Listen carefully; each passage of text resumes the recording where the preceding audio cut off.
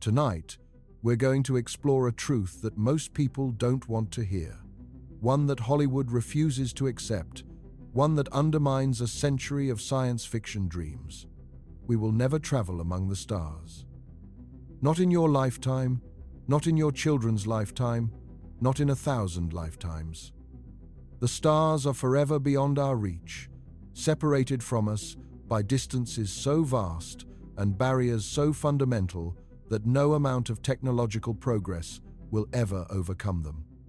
By the end of tonight, you're going to understand exactly why the dream of exploring the galaxy, of visiting distant star systems, of establishing colonies on alien worlds orbiting other suns, is just that, a dream that can never become reality.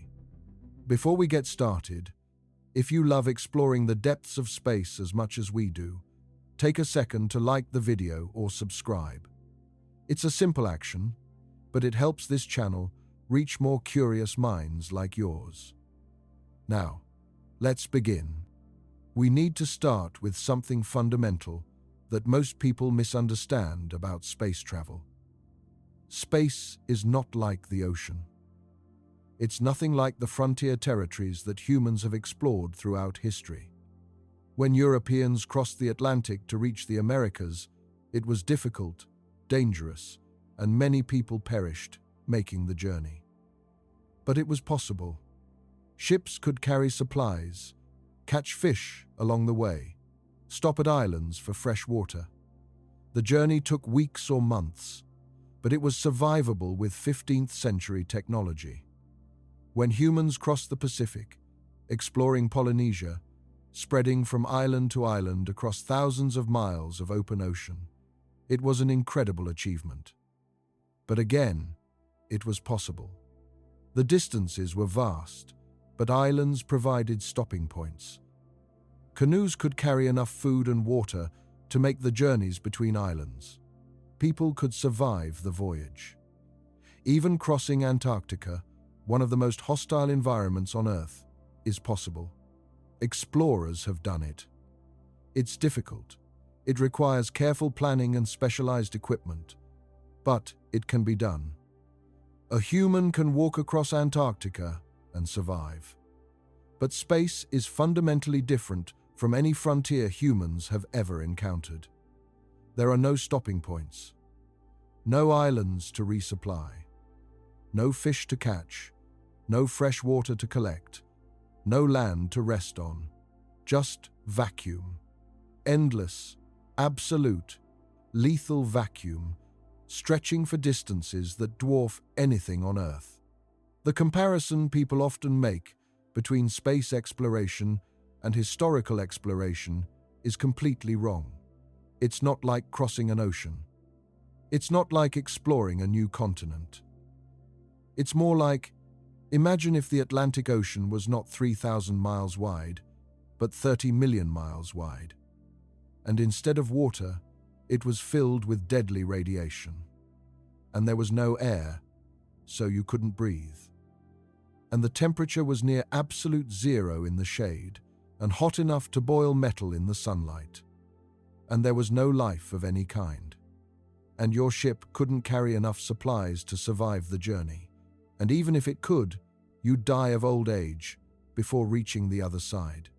That's closer to what space travel between stars actually means. The nearest star to Earth, excluding our Sun, is Proxima Centauri.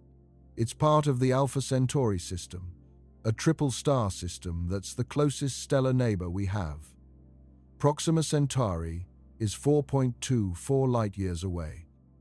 That's the distance light travels in 4.24 years, moving at 186,282 miles per second. Light is the fastest thing in the universe. Nothing can move faster than light. It's not just a speed limit we haven't broken yet. It's a fundamental law of physics, a hard boundary built into the structure of space-time itself. And even at that speed, the fastest speed possible, it takes light over 4 years to reach Proxima Centauri. Let's put that distance in perspective. 4.24 light-years equals about 25 trillion miles. 25, followed by 12 zeros. The number is so large, it's meaningless, without context. To understand what this distance really means, we need to build up from something familiar. The circumference of Earth at the equator is about 24,900 miles. You could fit the distance from LA to New York around the equator roughly 9 times. Now imagine stacking Earth's circumferences on top of each other. How many would you need to reach Proxima Centauri? About 1 billion Earth circumferences. 1,000 million times around our entire planet. That's how far Proxima Centauri is. Here's another way to think about it. Light travels at 186,282 miles every single second. In 1 second, light can circle Earth's equator more than 7 times. And even at that incomprehensible speed, it takes light 4.24 years to reach Proxima Centauri. If you could somehow send a beam of light toward Proxima Centauri today, right now, it wouldn't arrive until the year 2030. And if that light bounced back immediately, you wouldn't see the reflection until 2034. Light, the fastest thing in the universe, takes over 8 years for a round trip to our nearest stellar neighbor. Now, think about how that scales to human travel. The distance from Earth to the Moon, which took Apollo astronauts 3 days to traverse using some of the most powerful rockets ever built, is about 239,000 miles. The distance to Proxima Centauri is 105 billion times farther than the Moon. The distance from Earth to Mars, which NASA plans to send humans to sometime in the 2030s or 2040s, ranges from about 35 million miles at closest approach to over 250 million miles when the planets are on opposite sides of the Sun. Even at closest approach, Mars is about 140 times farther from Earth than the Moon, and a mission to Mars, just getting there, would take roughly 6 to 9 months with current propulsion technology. 6 to 9 months to travel 35 to 50 million miles. Proxima Centauri is 25 trillion miles away. At the speed a Mars mission would travel, roughly 35,000 miles per hour when you account for orbital mechanics and the trajectory needed to actually intercept Mars, it would take about 81,000 years to reach Proxima Centauri. 81,000 years. That's how long it would take to reach the nearest star using the kind of propulsion we're planning to use to send humans to Mars. You might be thinking that's with current technology, and technology improves. We'll develop faster spacecraft. We'll figure out better propulsion systems. And you're right, that technology has improved dramatically. The Wright brothers' first flight in 1903 covered 120 feet and lasted 12 seconds. 66 years later, in 1969, humans walked on the Moon. That's incredible progress in less than a human lifetime. But there are hard limits we're running into with space travel that aren't just engineering challenges to be solved with better technology. They're fundamental limits imposed by physics itself. Let's talk about the fastest spacecraft humans have ever built. The Parker Solar Probe, launched in 2018, is designed to study the Sun by flying repeatedly through its outer atmosphere. To do this, it uses gravity assists from Venus to accelerate to extreme speeds. At its fastest, the Parker Solar Probe reaches speeds of about 430,000 miles per hour. That's roughly 0.064% the speed of light. It's extraordinarily fast, the fastest human-made object ever. At that speed, you could travel from New York to Los Angeles in 20 seconds. You could circle Earth in about 3 minutes. It's 12 times faster than the speed a spacecraft needs to reach Mars. And at that speed, traveling continuously, it would still take over 6,700 years to reach Proxima Centauri. 6,700 years. When that journey began, humans were just developing agriculture in the Fertile Crescent. The first cities were being built in Mesopotamia. Writing hadn't been invented yet. The pyramids of Egypt wouldn't be built for another 2,500 years. Ancient Greece, Rome, the entire span of Western civilization, all of it happened in less time than it would take to reach Proxima Centauri at the speed of our fastest spacecraft. Now, you might say the Parker Solar Probe wasn't designed for interstellar travel. It's designed to study the Sun. If we actually wanted to send a probe to another star, we'd design it specifically for that purpose and make it much faster. Fair point. So let's talk about Breakthrough Starshot, a proposed project to send tiny probes to Alpha Centauri using a completely different propulsion method. The idea is to build extremely small, lightweight spacecraft, essentially microchips with solar sails attached. Then use an enormous ground-based laser array to blast these tiny craft with incredibly powerful pulses of laser light. The photons from the laser would push against the sails, accelerating the spacecraft to a significant fraction of light speed. The proposal suggests reaching speeds of about 20% the speed of light, which would get a probe to Alpha Centauri in roughly 20 years. That sounds amazing. That sounds achievable. That sounds like real interstellar travel. But here's what they're actually proposing. The spacecraft would weigh about 1 gram. That's the mass of a paperclip. A single gram, including all instruments, communications, equipment, power source, everything. The laser array powering it would need to be one of the most powerful laser systems ever built, generating about 100 gigawatts of power for several minutes during launch. That's roughly the total power output of 100 nuclear power plants, all focused into a laser beam aimed at a tiny sail. The engineering challenges are immense, keeping the laser focused on a tiny accelerating target.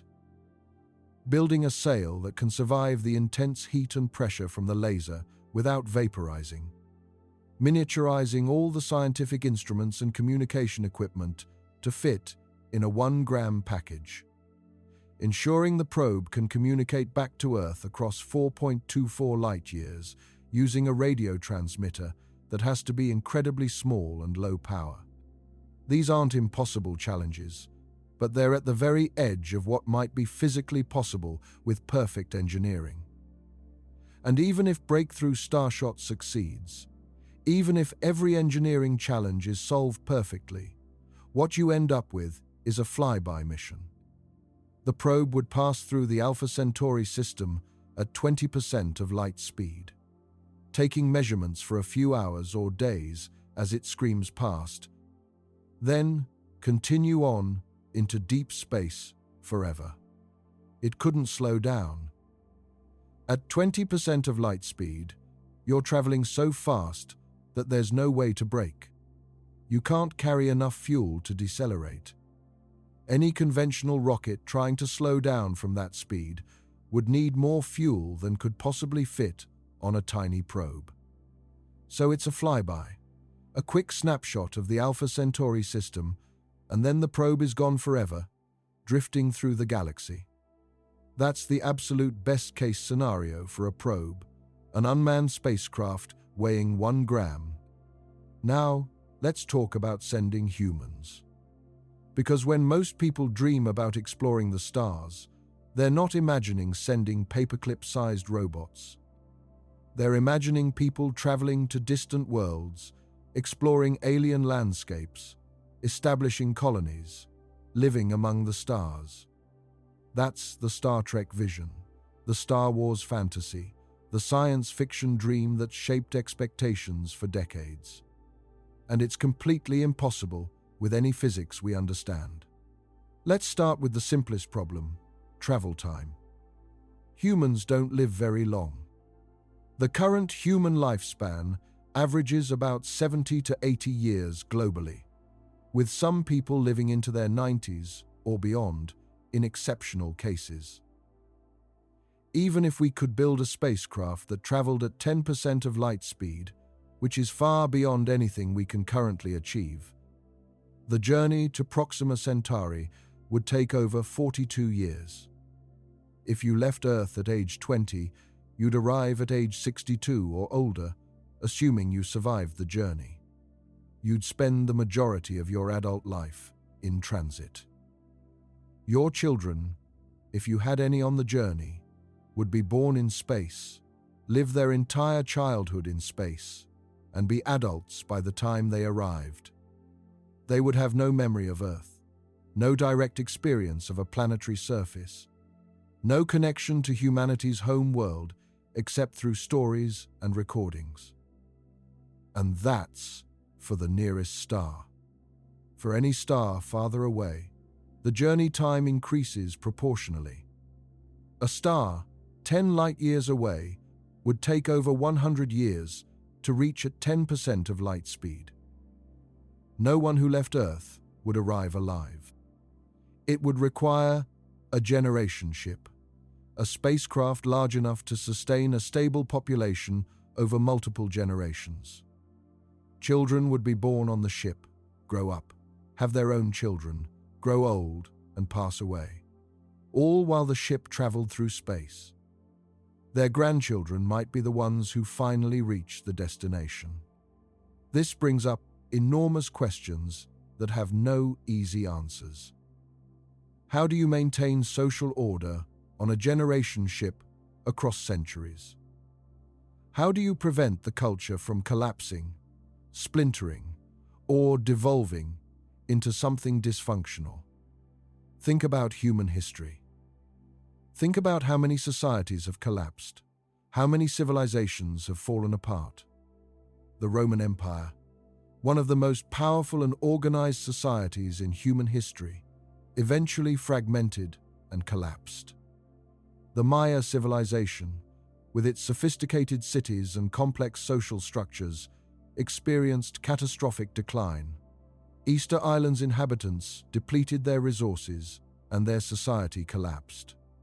These were societies on Earth, with vast land areas, with the ability to migrate if conditions became unbearable, with contact with other human groups for trade and cultural exchange. And they still failed. Now, imagine a society confined to a metal tube flying through space. No ability to leave. No contact with other humans except through years-delayed radio messages. No frontier to expand into if population pressures build. No natural resources except what you brought or what you can extract from the occasional asteroid. Every social problem, every political conflict, every cultural division becomes amplified because there's no release valve. You can't leave. You can't start over somewhere else. You're stuck together for generations, in close quarters, completely dependent on each other for survival. Human psychology isn't built for this. We evolved in small bands of 50 to 150 individuals with face-to-face relationships. We have deep instincts for territoriality, for group identity, for hierarchies and status competitions. We form alliances and rivalries. We compete for resources and mates. We create art and religion and philosophy to make sense of our place in the world. How does all of that play out on a generation ship? You'd need some form of governance. Democracy? But what happens when the vote goes against a faction that feels strongly about an issue? On Earth, dissatisfied groups can sometimes leave, can form their own communities, can express their displeasure through protest or civil disobedience. On a ship, you're all trapped together. A determined minority could sabotage critical systems, could threaten the entire mission out of grievance. Dictatorship? An authoritarian system with strict control over every aspect of life. That might maintain order, but it's repressive. It breeds resentment. And what happens when the dictator passes away? Will there be a succession crisis? Will different factions vie for power, potentially plunging the ship into internal conflict? History is full of examples where the death of a strong leader led to civil war or collapse. What about maintaining knowledge and expertise across generations? You need people who understand the ship's systems. Engineers who can maintain the reactors, the life support, the propulsion, the computers. You need medical personnel, agricultural specialists, teachers, scientists. You need to pass that knowledge down through generations. But what if a key expert passes away before training a replacement? What if an entire generation becomes complacent, taking the ship's systems for granted, not bothering to learn the technical details, because everything has been working fine for decades? Then, a crisis hits, a major system failure, and nobody knows how to fix it. There's a concept in sociology called the 10,000-year problem. It asks how you communicate important information across timescales longer than civilizations persist. The classic example is nuclear waste storage. We need to bury radioactive waste that remains dangerous for 10,000 years or more. How do you mark the storage site so that future humans, who might not speak our languages, who might not have our cultural context, will understand that this place is dangerous and should not be disturbed? Symbols change meaning over time. Languages evolve and die. Entire writing systems are forgotten. In 10,000 years, the people living on Earth might be as different from us as we are from Stone Age hunter-gatherers. They might not understand our warnings. The same problem applies to generation ships, except worse, because the isolation is absolute. You're not just communicating across time, you're maintaining a functioning technological society in a confined environment, across time with no outside support. What happens when the founder's vision for the mission fades? The original crew who left Earth chose to go. They believed in the mission. They were motivated to reach a distant star, to establish a new home for humanity. But their children didn't choose this. They were born on the ship. It's the only home they've ever known.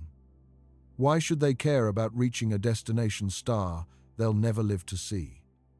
What if they decide, 3 or 4 generations in, that they don't want to continue? What if they vote to turn the ship around and return to Earth, even though the journey back would take just as long as the journey forward? Or what if they decide to stop at an intermediate star system, one that wasn't the intended destination, but they're tired of traveling and want to try settling somewhere? Anywhere, just to get off the ship. Can you force them to continue a mission they never agreed to? Is it ethical to commit unborn generations to a course of action chosen by their ancestors? And yet, if each generation has the freedom to change course, the mission will almost certainly fail. No multi-generational project would survive. The accumulated choices of successive generations, each pursuing their own immediate interests over the distant, abstract goal. Then there are biological concerns. A generation ship needs to maintain a genetically diverse population to avoid inbreeding. If the crew is too small, genetic diversity declines with each generation. Harmful recessive genes become more common. The population becomes more vulnerable to genetic disorders. Over many generations, this could lead to serious health problems, reduced fertility, higher infant mortality. Population geneticists estimate you'd need a minimum founding population of several hundred people, possibly 1,000 or more, to maintain healthy genetic diversity over many generations without suffering inbreeding depression. And that's assuming people choose their partners randomly with respect to genetics, which they don't. People choose partners based on attraction, shared interests, proximity, cultural factors. This leads to non-random mating patterns that can accelerate genetic drift. You might need active genetic management, monitoring bloodlines, possibly even restricting who can have children with whom to maintain genetic health. That's dystopian. It turns reproduction, one of the most personal and intimate aspects of human life, into a managed process controlled by authorities for the good of the mission. Many people would resist that control, and enforcing it could require coercion, could breed resentment and rebellion. What about religion and culture? The original crew might be secular scientists and engineers focused on the mission. But religion emerges naturally in human societies. People seek meaning, seek connection to something larger than themselves, seek answers to existential questions. What if a religious movement arises on the ship, one that rejects the mission, that sees it as hubris or blasphemy? What if someone proclaims that returning to Earth or diverting to a different destination is divinely ordained? What if religious law comes into conflict with the operational needs of the ship? Throughout history, religious conflicts have torn societies apart. Wars have been fought over theological differences. On Earth, those conflicts eventually resolve through exhaustion, through one side winning, through migration and separation.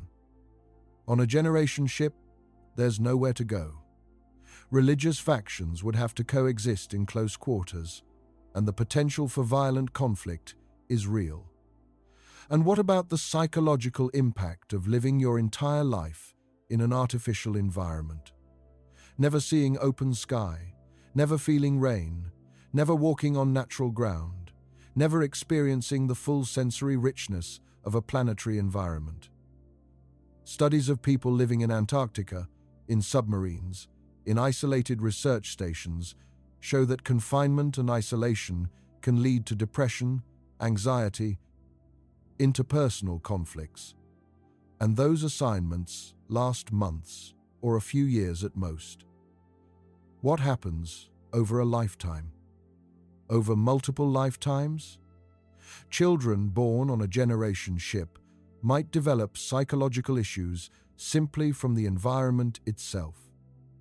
The lack of natural stimuli, the unchanging metal corridors, the constant low hum of machinery, the recycled air. Some people might adapt fine. Others might struggle with depression, with feelings of confinement and entrapment.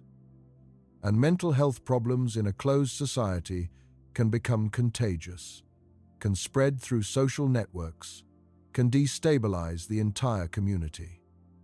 You'd need sophisticated psychological support systems, counseling, possibly medication, activities and programs to maintain mental health. But who provides those services? You'd need trained psychologists or psychiatrists, and you'd need to train new ones every generation. Maintaining that expertise across centuries in a small population is another challenge. And none of this accounts for the possibility of catastrophic accidents or equipment failures that could kill large numbers of people. A reactor malfunction, a hull breach from a collision with a micrometeorite, an epidemic of disease that sweeps through the closed population. Any of these could reduce the population below the minimum viable level. If too many people pass away, the remaining crew might not have enough hands to maintain all the ship's systems. Work that was distributed across many people now falls on fewer shoulders. People become overworked, exhausted, more prone to making mistakes. A death spiral could begin where system failures lead to more accidents, which lead to more losses, which lead to more failures. The mission could collapse from a cascading series of problems that wouldn't have been catastrophic individually, but become insurmountable when they pile up. These are not just theoretical concerns. These are fundamental challenges rooted in human nature, in sociology, in psychology, in biology. We've never kept a closed society, functioning successfully for centuries. We've never even kept a small, isolated group functioning harmoniously for decades, without major conflicts or breakdowns. And the generation ship scenario demands perfection, sustained across a timescale longer than most civilizations last. It's asking humans to do something we've never successfully done, in an environment far more challenging than any we've ever faced, with absolutely no room for failure, because failure means the extinction of everyone on board. But those are social and ethical problems. Let's focus on the purely physical problems, because those alone are enough to make interstellar human travel impossible. Problem 1. Energy. To accelerate a spacecraft to a meaningful fraction of light speed, say 10% of light speed, requires an absolutely staggering amount of energy. Let me break this down in detail so you understand just how staggering we're talking about. The energy requirement scales with the mass of the spacecraft. The more massive your ship, the more energy you need to accelerate it. This is basic physics. Kinetic energy equals 1/2 times mass times velocity squared. And a ship carrying humans needs to be massive. Really massive. You need life support systems that can function for decades or generations. That means air recycling equipment, carbon dioxide scrubbers, oxygen generators, humidity control, temperature regulation, pressure maintenance. Each of these systems requires machinery, filters, pumps, sensors, control computers, and backup systems in case the primary systems fail. You need food production systems. Unless you want to carry every single meal for the entire journey, which would be impossibly heavy, you need to grow food on board. That means hydroponic systems or some kind of artificial agriculture, lighting systems to provide energy for plant growth, nutrients, water circulation, pollination mechanisms, harvesting equipment. You need dedicated agricultural space, potentially large chambers filled with growing plants. You need water, enormous amounts of water. Humans need roughly 2 to 3 liters of drinking water per day, but that's just for drinking. You also need water for hygiene, for washing, for growing food, for use in chemical processes, for radiation shielding. Water is heavy. A liter of water weighs 1 kilogram. If you have a crew of 100 people and you're trying to maintain a closed-loop water recycling system, you still need a buffer supply. Reserve tanks in case the recycling system temporarily fails or needs maintenance. Tens of thousands of liters of water at minimum. That's tens of thousands of kilograms just for water storage. You need medical facilities. Equipment to handle injuries, illnesses, surgeries, childbirth if it's a generation ship, dental care, diagnostic tools, supplies of medications and medical consumables. You need living quarters for the crew, sleeping areas, common spaces, exercise facilities, because humans need to maintain muscle and bone density, especially in low or zero gravity. You need waste processing systems to handle human waste, to recycle it safely, to extract usable water and nutrients. You need power generation. Lots of power. Everything on the ship requires electricity. Life support, lighting, computers, communication systems, navigation, propulsion control, medical equipment, food production. A ship carrying hundreds of people would need megawatts of continuous power.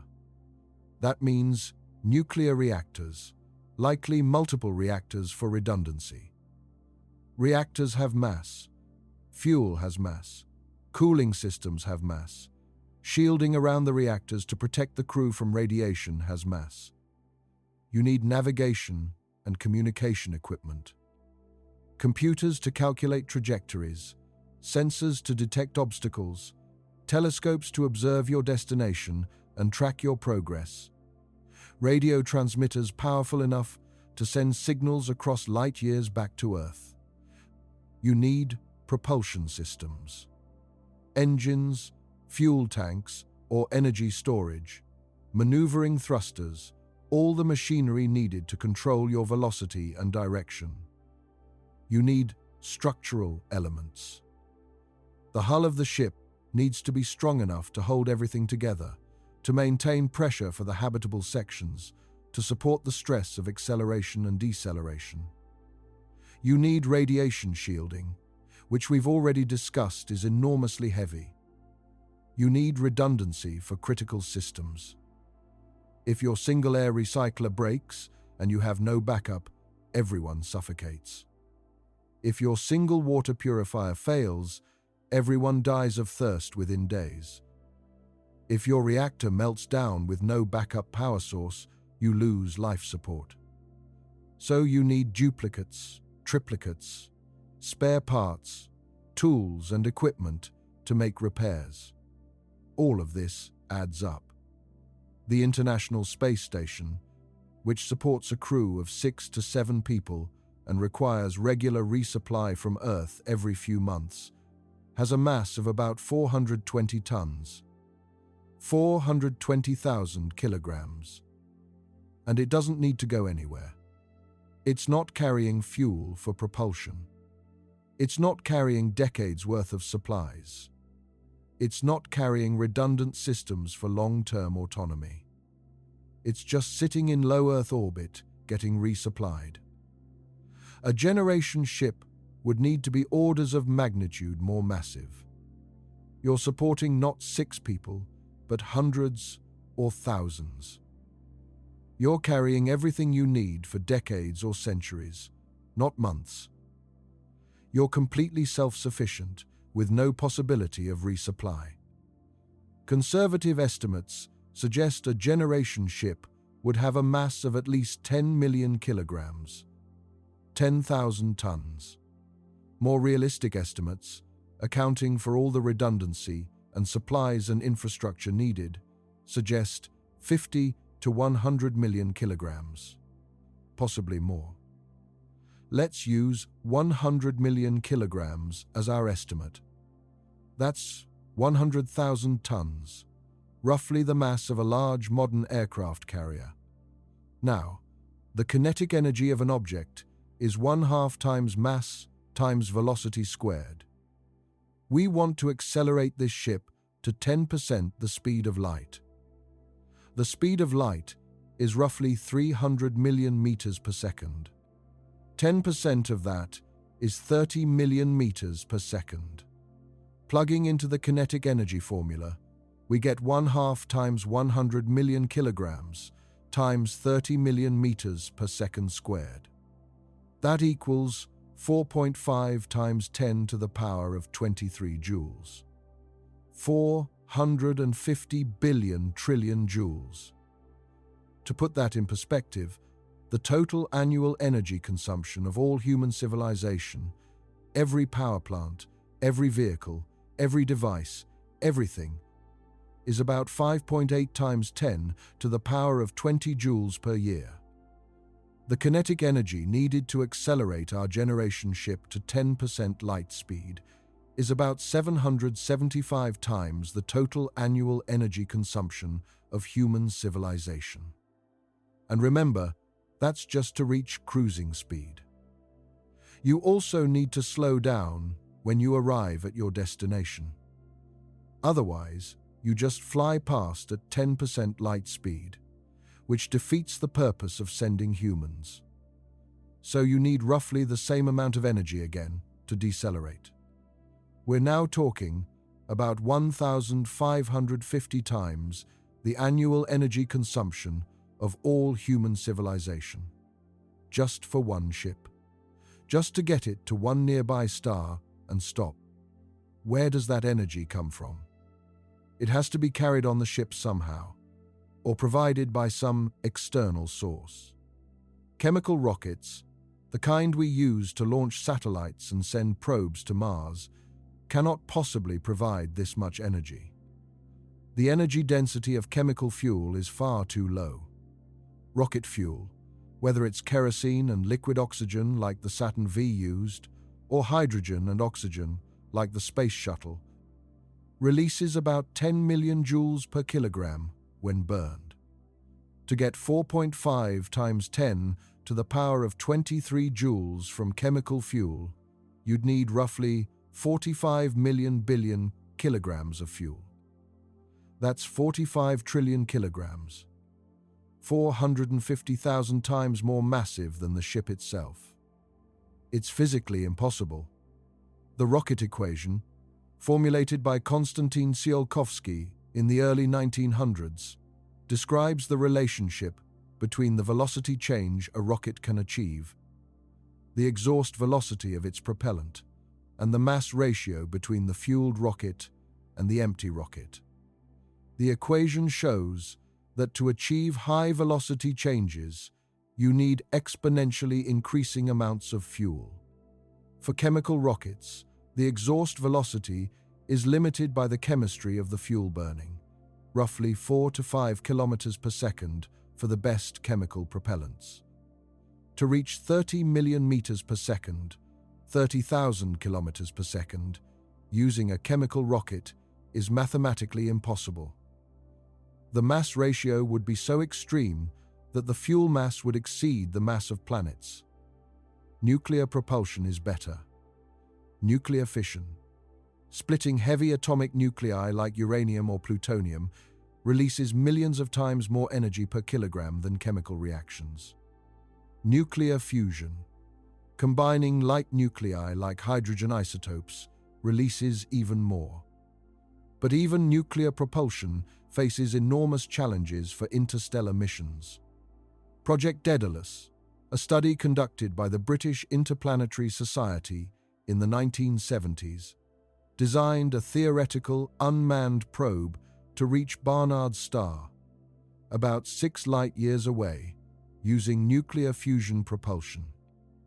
The design called for a 2-stage spacecraft using helium-3 and deuterium fusion. The probe would accelerate to about 12% the speed of light, making the journey in roughly 50 years. But the fuel requirements were staggering. The spacecraft would have needed to carry 50,000 tons of fuel, mostly helium-3. The total initial mass, including the payload, would be about 54,000 tons. For comparison, that's more massive than the largest ships ever built on Earth, larger than supertankers. And this was for an unmanned probe. A probe weighing just a few tons in its final stage, after all the fuel was expended.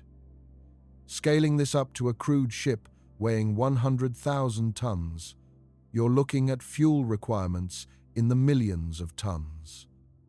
And helium-3, one of the fuels Daedalus would use, is extremely rare on Earth. It would have to be mined from the atmospheres of gas giant planets or extracted from lunar regolith.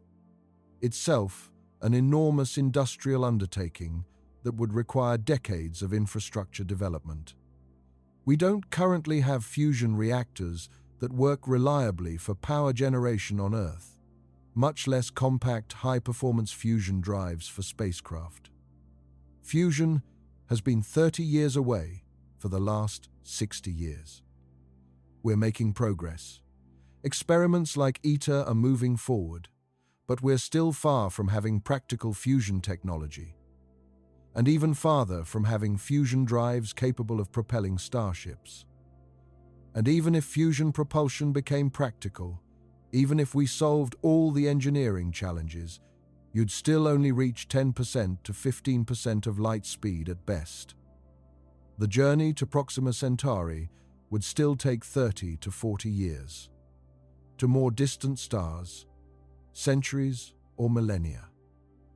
These aren't problems you can solve by being more clever or developing better technology.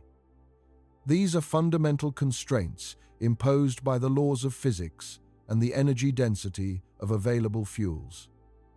The energy needed to accelerate massive spacecraft to relativistic speeds is so enormous that it strains the capability of any propulsion system we can currently envision. What about antimatter? Antimatter is the most energy-dense fuel theoretically possible. When matter and antimatter meet, they annihilate completely, converting 100% of their mass directly into energy, according to Einstein's famous equation, E equals mc squared. No other reaction is more efficient. Nuclear fission converts roughly 0.1% of mass into energy. Nuclear fusion, the process that powers stars, converts about 0.7% of mass into energy. But antimatter annihilation converts 100% of mass into energy. It's the most efficient energy release physically possible. This makes antimatter extremely attractive as a theoretical fuel for interstellar travel. The energy density is unmatched. A single kilogram of antimatter, when annihilated with a kilogram of matter, would release roughly 180 million billion joules of energy.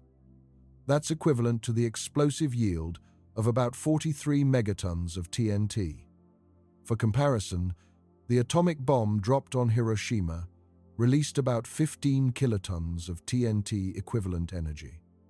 1 kilogram of antimatter, annihilating with 1 kilogram of matter, would release energy equivalent to about 2,900 Hiroshima bombs from just 2 kilograms of fuel.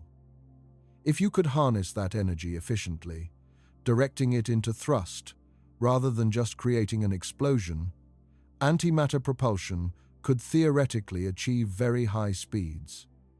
Calculations suggest that a spacecraft powered by antimatter could potentially reach 30% to 50% of light speed.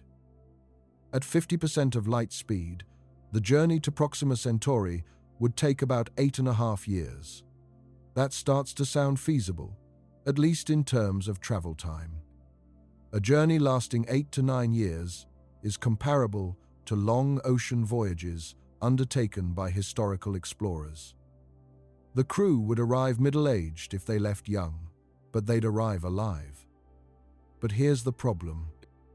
Antimatter doesn't exist naturally in any significant quantities anywhere in the universe that we can access. Antimatter particles are created in high-energy events, like cosmic ray collisions, or in the extreme environments near black holes. But they annihilate almost immediately when they encounter normal matter, which is everywhere. The universe is made of matter, not antimatter.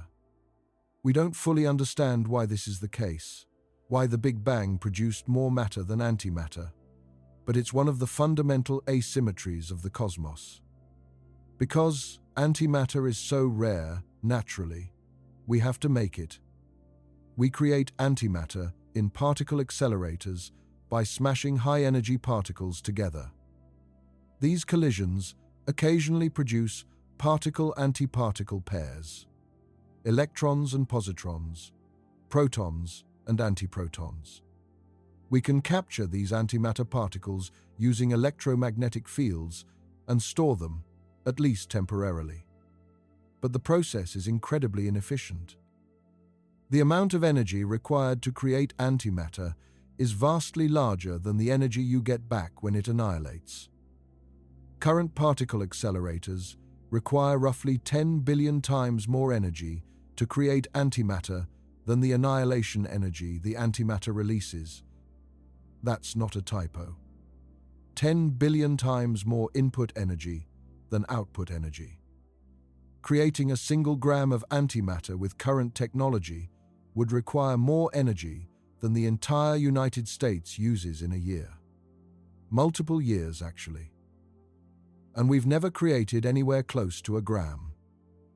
The total amount of antimatter ever produced by all particle accelerators in human history, added together, is measured in nanograms, billionths of a gram, less than the mass of a single grain of sand.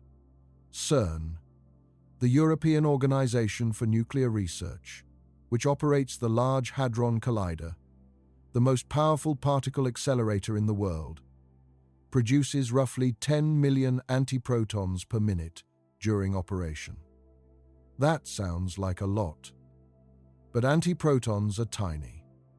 Each one has a mass of 1.67 times 10 to the power of negative 27 kilograms. 10 million antiprotons have a combined mass of about 1.67 times 10 to the power of negative 20 kilograms. Running CERN's accelerator continuously for an entire year, producing 10 million antiprotons every minute for 365 days straight, would create roughly 0.000000009 kilograms of antimatter, 9 trillionths of a kilogram. To accumulate just 1 gram of antimatter at this rate would take over 100 million years of continuous operation. And that's assuming you could store the antimatter perfectly with no losses. Which brings us to the second enormous problem. Storing antimatter is nearly impossible. Antimatter annihilates instantly when it touches normal matter. And everything around us is normal matter. The walls of any container, the air, the floor, your hand, it's all matter. Touch antimatter to any of it, and you get instant annihilation, a burst of gamma rays and other particles, an explosion. The only way to store antimatter is to suspend it using electromagnetic fields, keeping it levitated in a vacuum chamber with no physical contact with the walls. This is called a penning trap. It uses a combination of electric and magnetic fields to confine charged particles in a small region of space. CERN has successfully stored antiprotons for over a year using penning traps. But the amount stored is incredibly small, a few 100,000 antiprotons at most.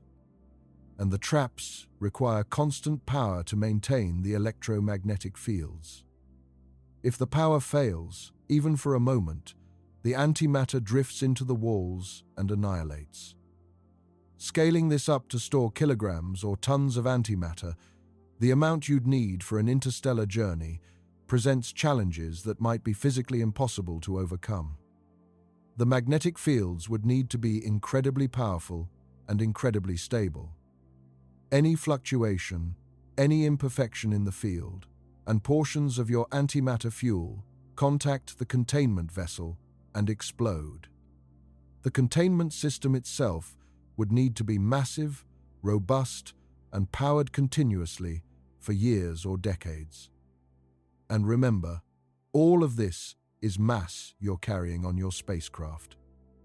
Heavy superconducting magnets, power systems, cooling systems, redundant backups, because a single failure means catastrophic explosion.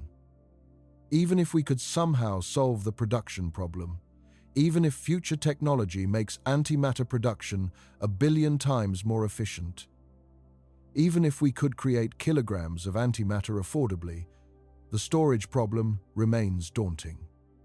You're essentially flying through space with a bomb powerful enough to vaporize your entire ship, held in check only by electromagnetic fields that must never, ever fail.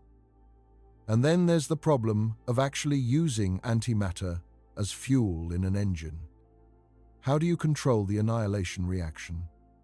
How do you direct the energy into thrust? When matter and antimatter annihilate, they produce gamma rays, high-energy photons. They also produce pions, subatomic particles that decay into muons and neutrinos. About 40% of the annihilation energy goes into neutrinos, which barely interact with matter at all. They just fly straight through your spacecraft and out into space, carrying that energy away uselessly. You can't capture neutrino energy. They're gone. So right away, you've lost 40% of your fuel's energy to an unavoidable physical process. The gamma rays and charged particles can theoretically be directed using magnetic fields to create thrust. But gamma rays are hard to manipulate. They don't respond to magnetic fields. You'd need some kind of massive solid material to absorb the gamma rays and convert their energy into heat, then use that heat to drive a thermal rocket engine. But any material you use adds mass, and it needs to withstand enormous temperatures and intense radiation without degrading. The engineering challenges are formidable. Nobody has built an antimatter rocket engine, even at laboratory scale. We don't know if it's actually possible to extract thrust efficiently from matter-antimatter annihilation. It might be theoretically possible, but practically impossible to engineer. We simply don't know. All of this means that while antimatter propulsion sounds great on paper, the maximum energy density, it's so far from being practical technology that we can't even see a path toward making it work. We'd need revolutionary breakthroughs in antimatter production, storage, and engine design. We'd need to solve problems that might not have solutions. And even if every single breakthrough happened, even if antimatter propulsion somehow became feasible, you'd still be looking at journeys lasting years or decades to nearby stars. It doesn't break the light speed barrier. It doesn't change the fundamental problem that interstellar distances are vast. Some people propose solar sails or laser propulsion, like the breakthrough Starshot concept mentioned earlier. These avoid the rocket equation problem because you're not carrying your fuel. You're being pushed by light, either from the sun or from a powerful laser.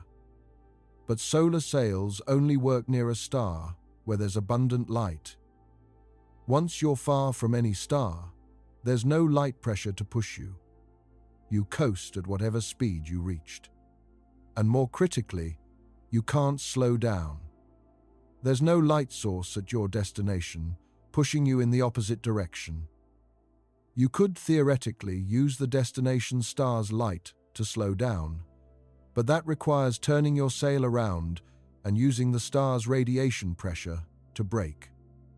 The problem is, you're already moving at a significant fraction of light speed toward that star. The amount of braking you can achieve is limited, and the closer you get to the star, the harder it becomes to stay on course without being pulled into it by gravity or destroyed by radiation. For a tiny probe, maybe that's solvable. For a massive ship carrying humans, it's not clear how you'd brake effectively. And if you can't brake, you can't stop at your destination. You fly past and continue into deep space. Problem 2.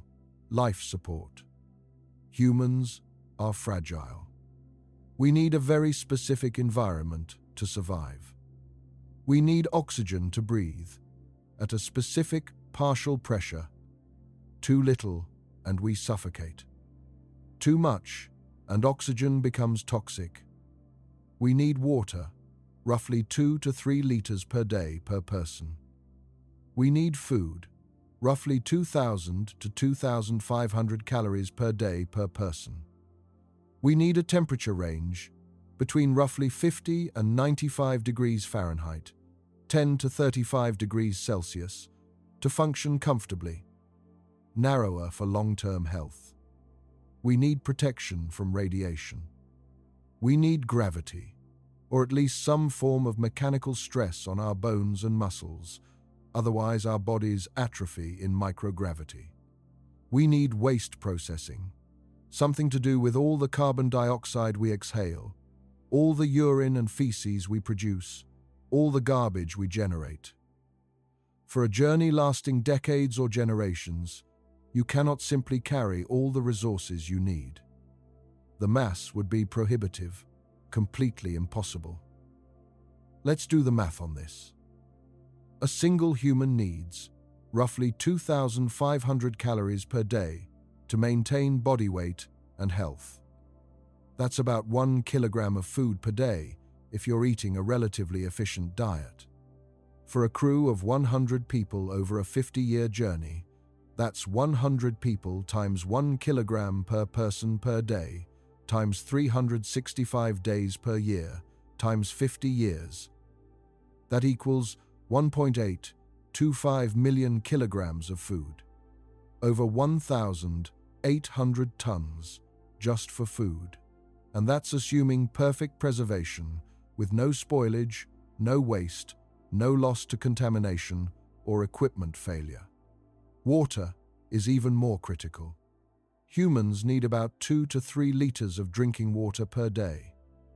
But you also need water for hygiene, for cooking, for medical uses, for growing food if you have any agricultural system. Total water usage in modern developed countries averages around 300 to 400 liters per person per day when you include all uses. Even if you're incredibly frugal on a spacecraft, recycling aggressively, you might get that down to 50 liters per person per day. For 100 people over 50 years, that's 100 times 50 liters times 365 times 50. That's 91.25 million liters. Water weighs 1 kilogram per liter, so you're looking at storing over 91,000 tons of water if you're not recycling. That's more than the mass of the entire ship. It's completely impractical. Instead, you need a closed-loop life support system, something that recycles everything. Water needs to be purified and reused indefinitely. Urine, sweat, moisture from exhaled breath, water used in washing, all of it needs to be collected, filtered, purified, and returned to the potable water supply. The International Space Station does this to some extent. It recycles about 90% of water on board using a sophisticated filtration system. Urine and sweat are collected and processed through multi-stage filtration, including vapor compression distillation, where the water is vaporized to separate it from contaminants, then condensed back into liquid form. The system works, but it's not perfect. About 10% of water is lost to various inefficiencies and cannot be recovered. Over time, that loss adds up. For a multi-decade journey, even small losses become significant. If you lose 10% of your water per year and can't replace it, you run out eventually. You'd need to carry extra water as a buffer, and you'd need to constantly improve your recycling efficiency to approach 100% recovery. But perfect recycling is thermodynamically impossible. There will always be some loss. Air recycling presents similar challenges. Humans exhale carbon dioxide, roughly 1 kilogram per person per day. In a closed environment, that CO2 builds up quickly and becomes toxic.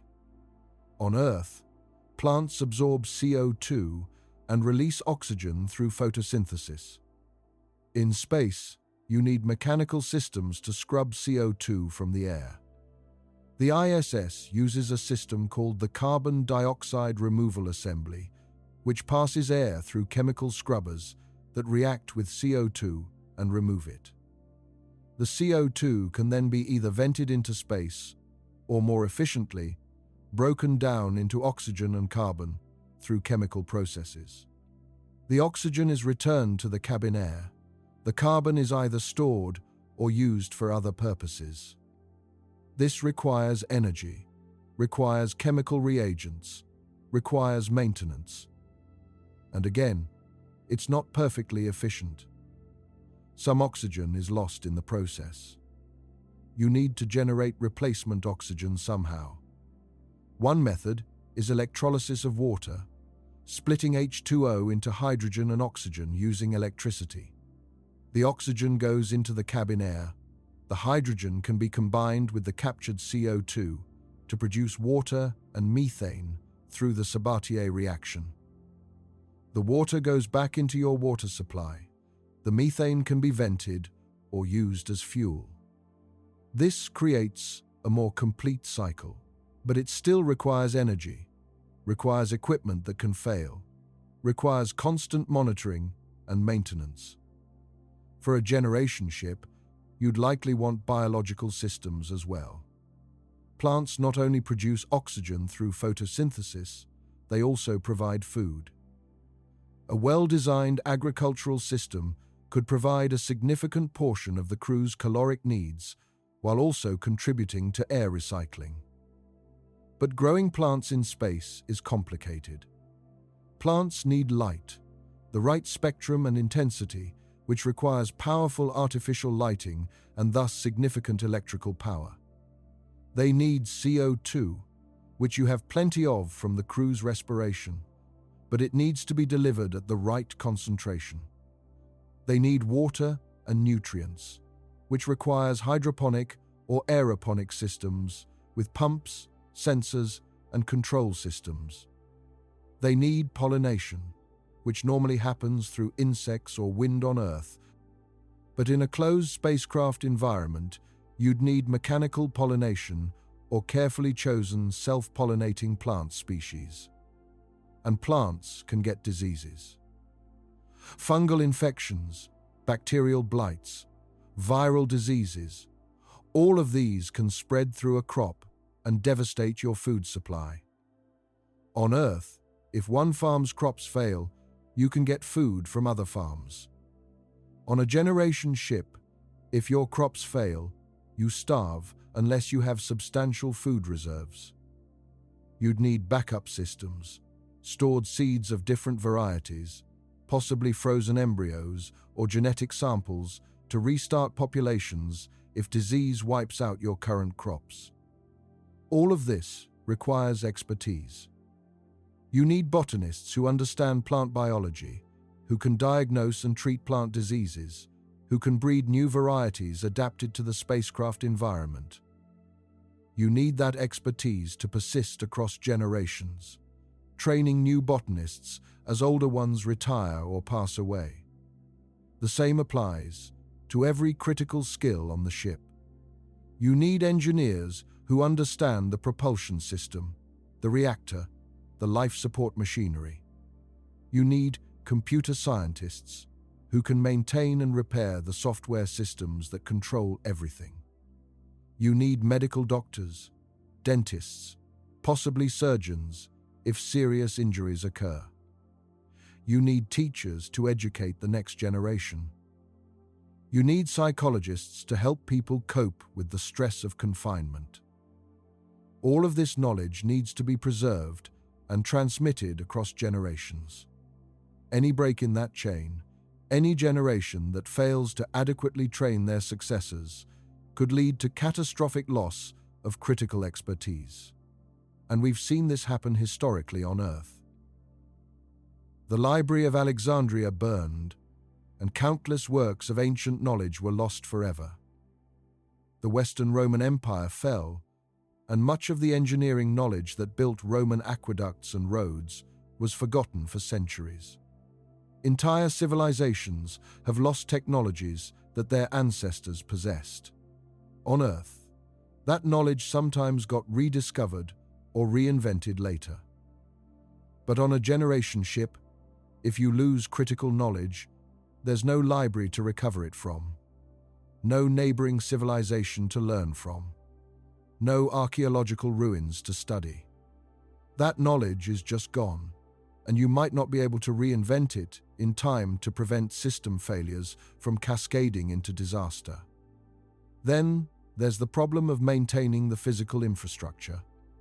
Machinery wears out, components degrade, seals crack, bearings wear down, electronics fail from radiation damage or just age. On Earth, when something breaks, you order replacement parts. They arrive in days or weeks. On a generation ship, you can't order parts. You have to carry spares, or you have to manufacture replacements on board. That means you need machine shops, 3D printers or other fabrication equipment, raw materials to work with, and people who know how to use that equipment. You're essentially carrying a small industrial base capable of producing anything the ship might need. That's mass, complexity, and points of failure. What if the machine that makes spare parts breaks, and you don't have a spare for the machine itself? You'd need redundancy upon redundancy, backups for your backup systems, and all of it adds mass and complexity. And despite all your redundancy, there's still the possibility of catastrophic failure. A micrometeorite punctures the hull in a critical location. A reactor malfunctions and has to be shut down, leaving you with insufficient power. A disease epidemic sweeps through the crew, killing too many people to maintain all the systems. These low-probability events become more likely over the course of decades or centuries. Given enough time, unlikely events become probable, and any one of them could doom the mission. This is why we've never successfully created a fully closed-loop life support system, even on Earth, where the consequences of failure are less dire. Biosphere 2, the Arizona experiment I mentioned earlier, tried to do this with 8 people in a 3.14-acre facility, and it failed. They had sunlight coming through glass, gravity, the ability to monitor from outside and intervene if necessary, and it still failed. Oxygen levels dropped, requiring outside intervention. Food production was insufficient. The ecosystem became unbalanced, with some species thriving while others went extinct. And that was for 2 years. A generation ship would need to maintain a stable, closed ecosystem for 50 to 100 years or longer, in the harsh environment of space, with no sunlight except what you generate artificially, with cosmic radiation constantly bombarding the hull, with no possibility of outside intervention. The technical challenges are immense, far beyond what we've achieved so far. And it's not clear that they're even solvable. There may be fundamental limits to how well you can close the loops, how efficiently you can recycle, how stable you can keep a small artificial ecosystem over long timescales. Nature has had billions of years to evolve Earth's biosphere into a stable, self-regulating system. We're trying to create something similar from scratch, on a tiny scale, in a completely artificial environment, and expect it to work perfectly for decades. That's extraordinarily ambitious, perhaps unrealistically so. Problem 3. Radiation. Space is filled with radiation. Not just a little radiation, but intense, constant, deadly radiation that would kill an unprotected human in hours or days. There are several sources of this radiation, each presenting its own challenges. First, there are solar particles. Our sun constantly emits a stream of charged particles, protons and electrons, called the solar wind. This stream flows outward from the Sun at speeds of several hundred miles per second, filling the solar system. Near Earth, we're partially protected by our planet's magnetic field, which deflects most of these particles away from the surface.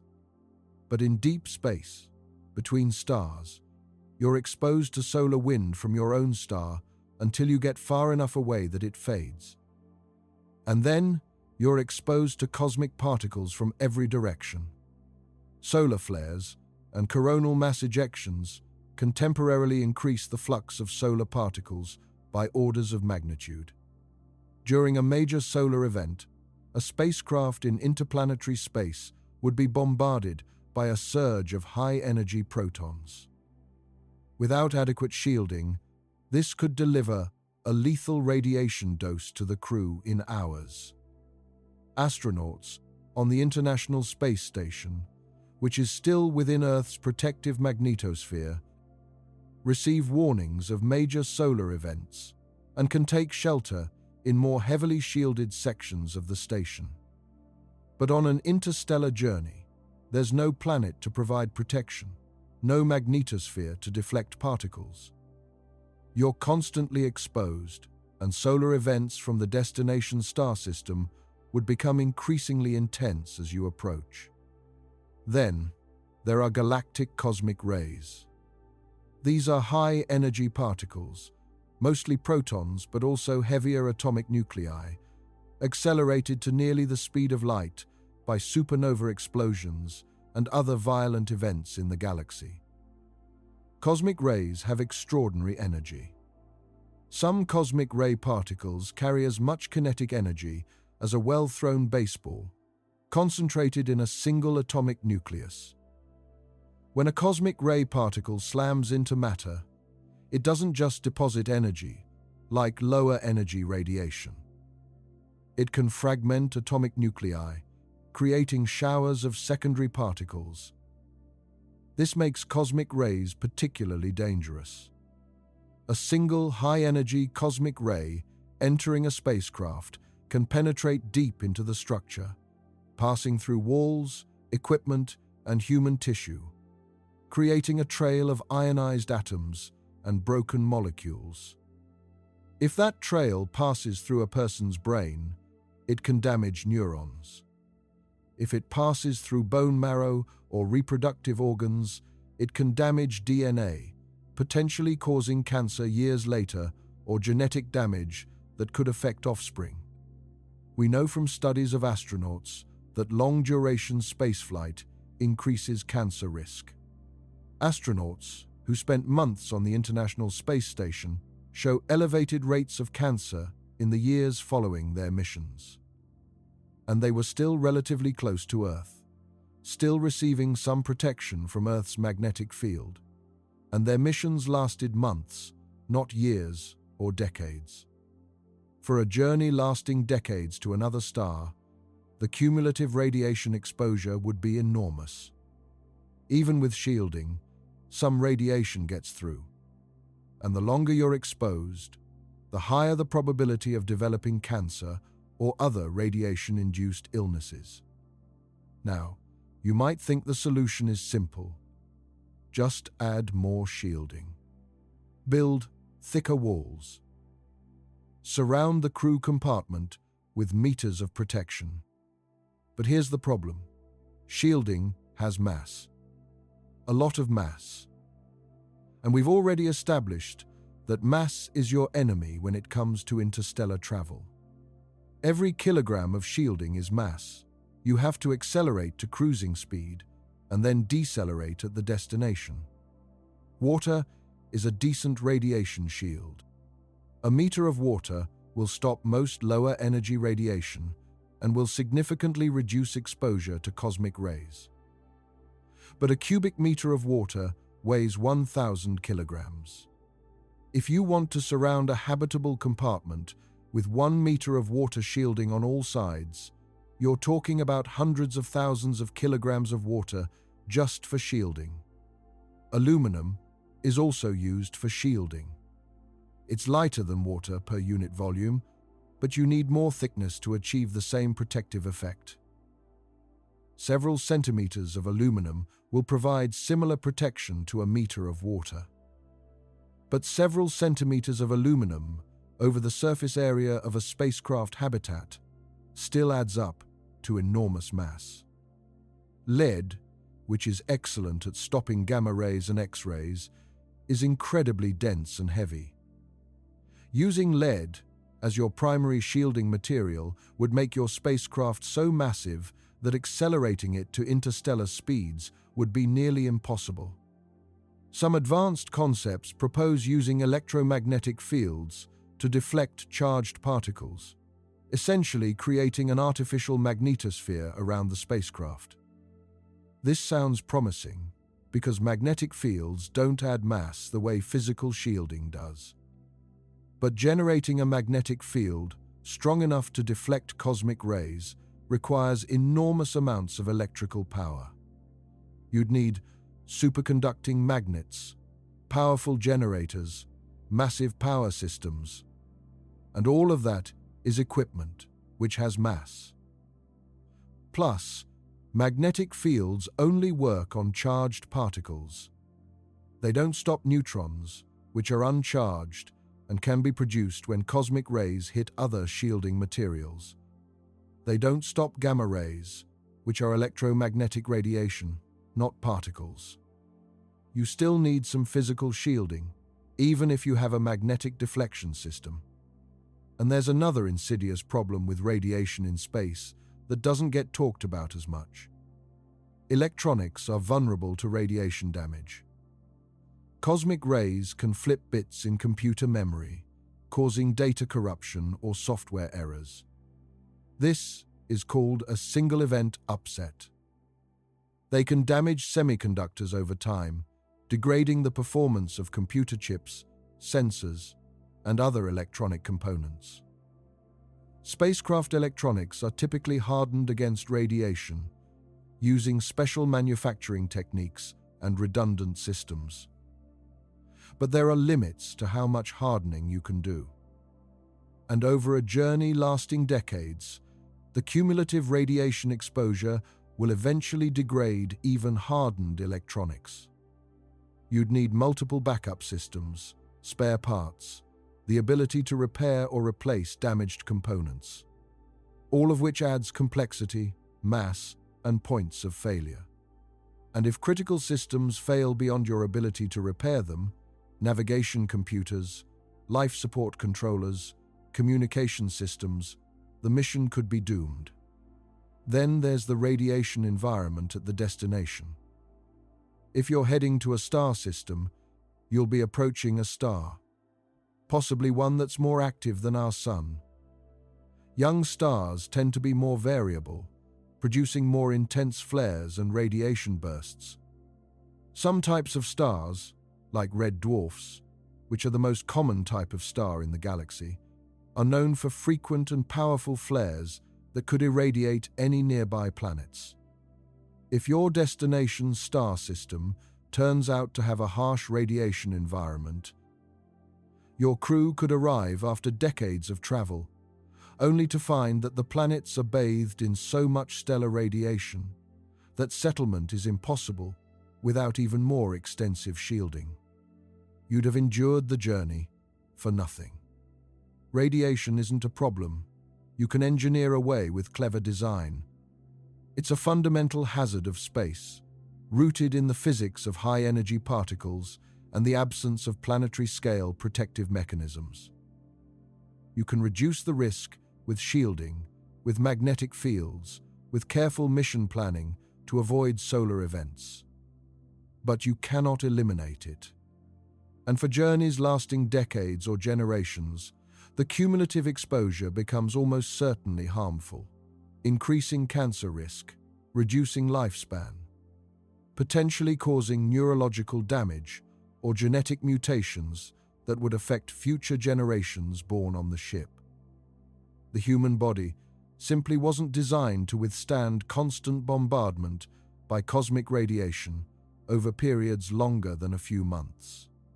Evolution shaped us to live under Earth's protective atmosphere and magnetic field. Venturing beyond that protection for extended periods puts us in an environment our biology cannot adequately cope with. Problem 4. Navigation and collision avoidance. Space is not empty. It's filled with stuff. Dust grains, tiny rocks, atoms of hydrogen and helium left over from the Big Bang. At low speeds, this doesn't matter much. A spacecraft moving at a few kilometers per second can handle impacts with dust grains without significant damage. But at 10% the speed of light, you're traveling at roughly 30,000 kilometers per second. At that speed, even a tiny grain of dust hitting your ship carries an enormous amount of kinetic energy. A 1-gram dust particle hitting your ship at 10% of light speed would impact with a kinetic energy equivalent to about 22 kilograms of TNT exploding. A single gram, a dust speck, and it releases the energy of 50 pounds of explosive on impact.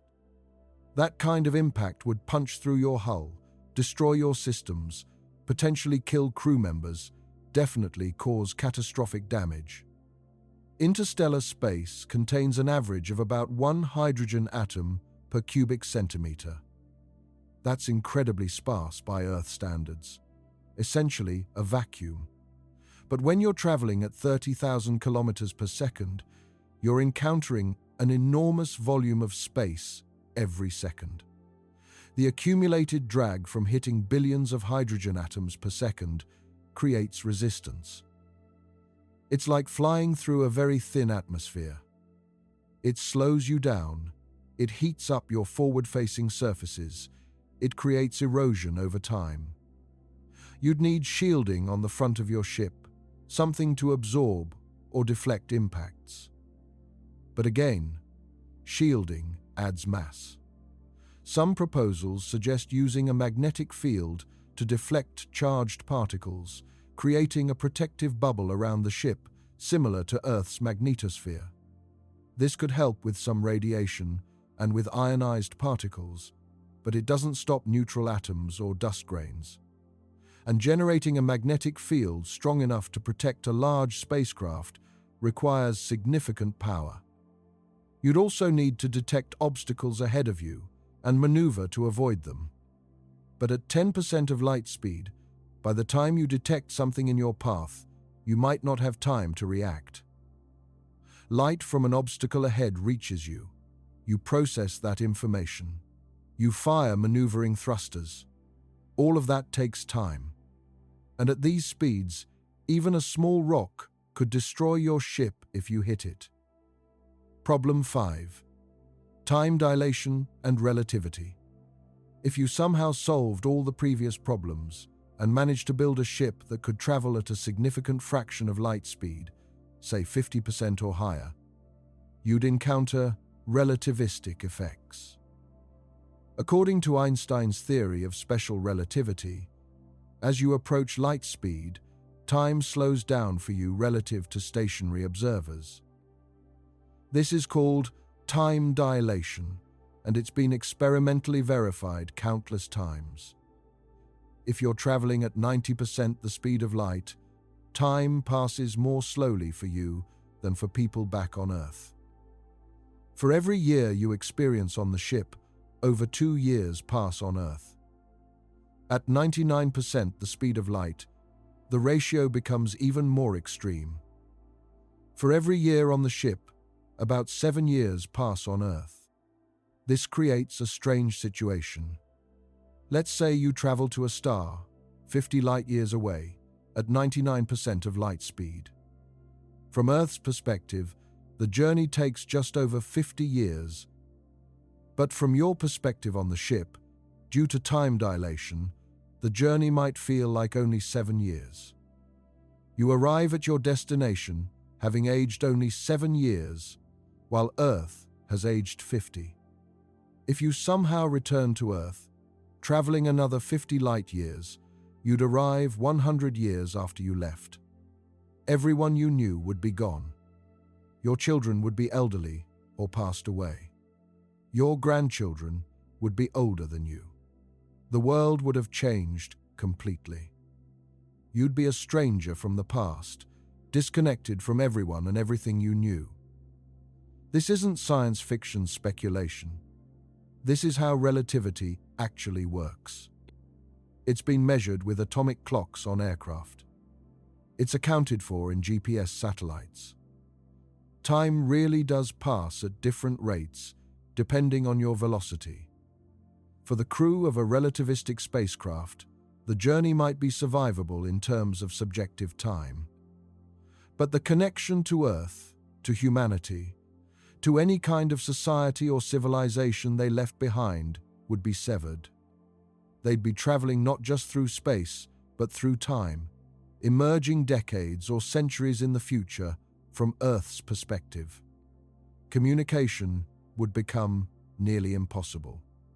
Radio signals take years to cross interstellar distances. By the time you send a message and receive a reply, decades have passed on Earth. The people you're talking to might be gone. The governments, the languages, the cultures might have changed beyond recognition. You'd be exchanging messages with strangers across time, not having a conversation in any meaningful sense. Problem 6.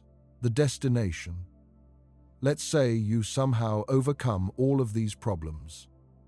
You build a generation ship with closed-loop life support, adequate shielding, enough energy to accelerate and decelerate, navigation systems to avoid obstacles, and you successfully travel to another star system. What do you find when you get there? Most star systems don't have habitable planets. Even among stars similar to our Sun, planets in the habitable zone where liquid water could exist on the surface are relatively rare. We've discovered thousands of exoplanets orbiting other stars using telescopes like Kepler and TESS. Most are gas giants, like Jupiter.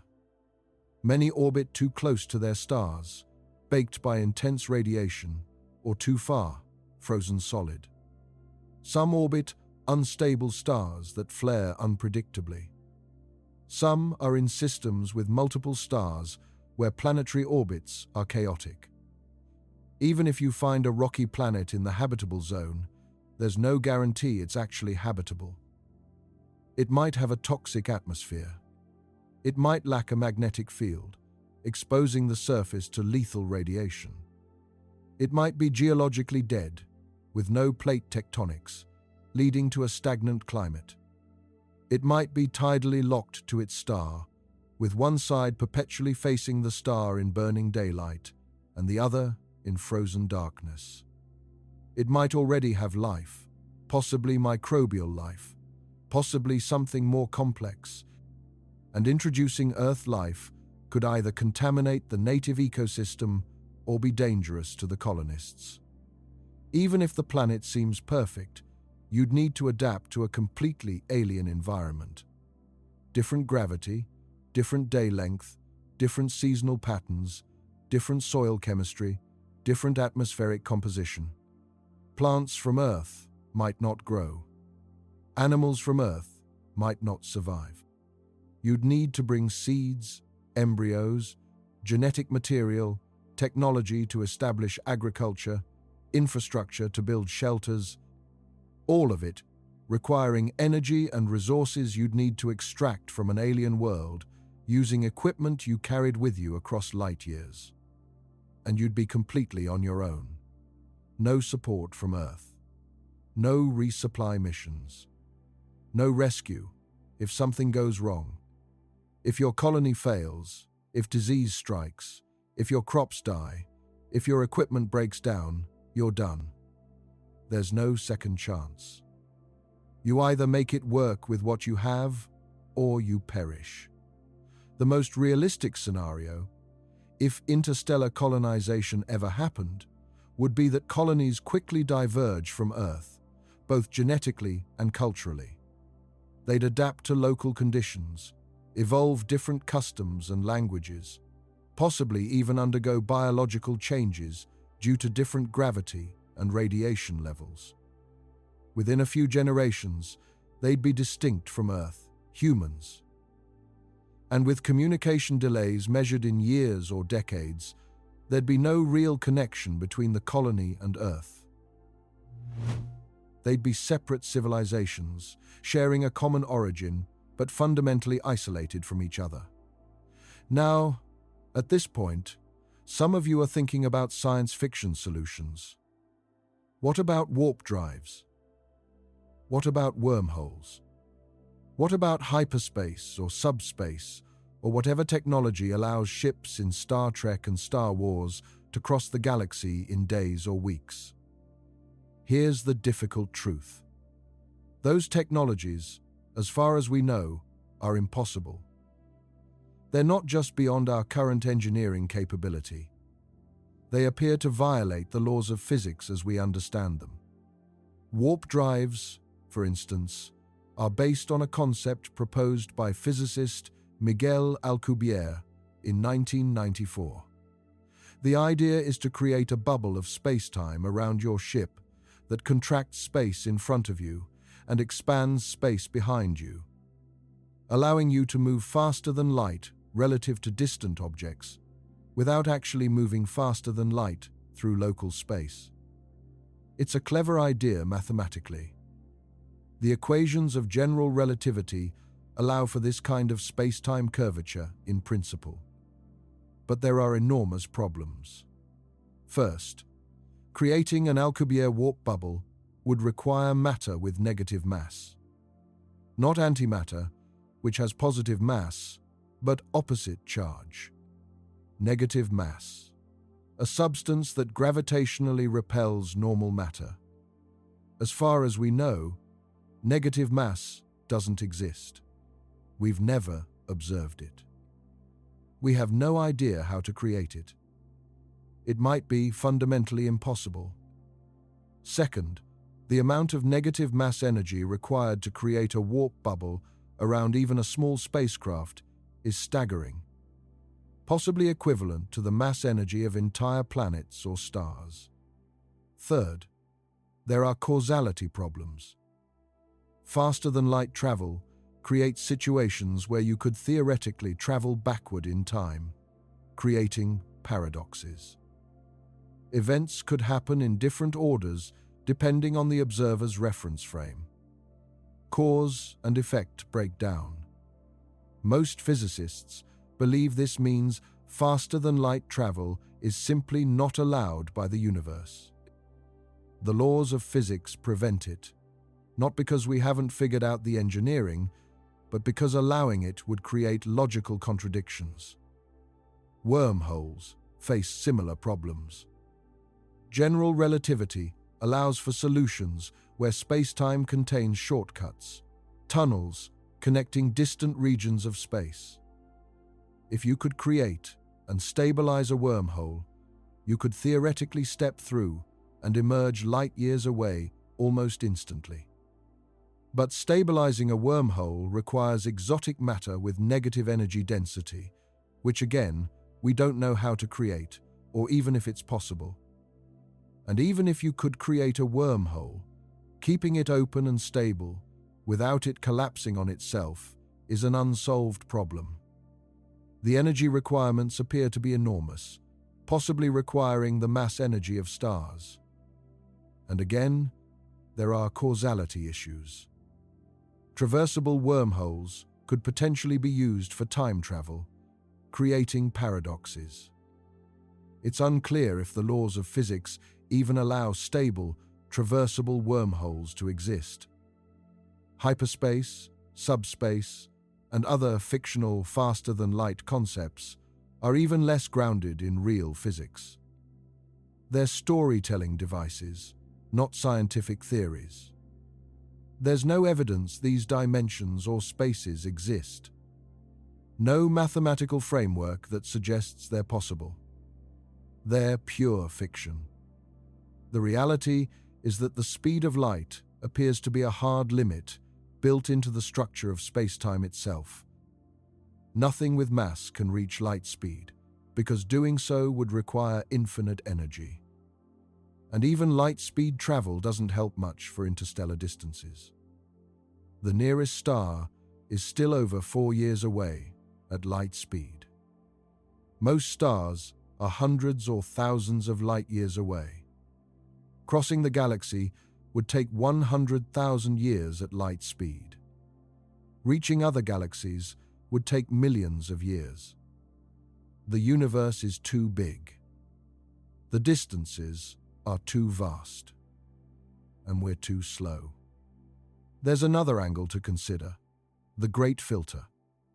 The Fermi paradox asks why, if the universe is so vast and so old and contains so many stars and planets, we don't see any evidence of other intelligent civilizations.